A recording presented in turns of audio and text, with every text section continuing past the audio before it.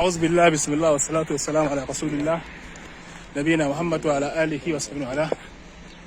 Yan uwa musulmi, wannan waje da kuke gani shine wajen ashabul kahf wanda alqur'ani ya zo da shi.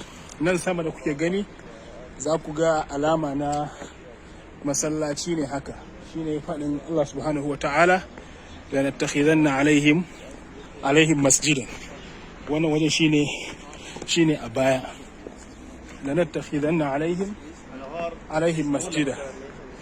Wannan shine wajen wanda a cikin suratul kahf Allah subhanahu wa ta'ala ya fada ليش هو غير مفتوح مغلق. دخلتم ولا ما دخلنا. So nan da kuke gani kasan nan kofa ce ta cikin ashabul kahf din, wanda a cikinta suke. Wannan kofar da kuke gani nan da shine ashabul kahf a cikin wannan kasa ta Urdun, wanda duk wannan waje ne wanda yake da tarihi da daɗe, wanda Allah subhanahu wa ta'ala ya nassanta mana shi a cikin alkur'ani mai girma.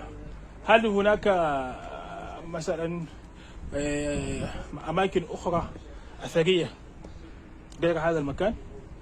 لما زرتم وقفتم هنا بس أو في مكان؟ بس وقفنا. أوكي هنا. بس.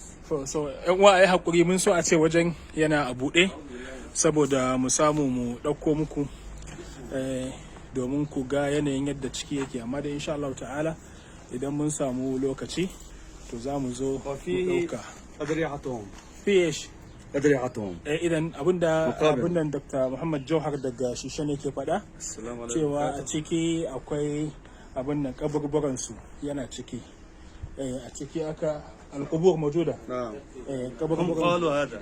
na'am, so wanda suke kawo ziyara masu kula da wajen ƙarƙashin shi'un abin nan wizaratu al-awqaf wa shu'un al-muqaddasat al-islamiyya sun ce kaburburan sa ciki shine ashabul kahf, wanda ga insha Allah subhanahu wa ta'ala ya kaddara cikin ikon sai mu kawo wannan waje ziyara.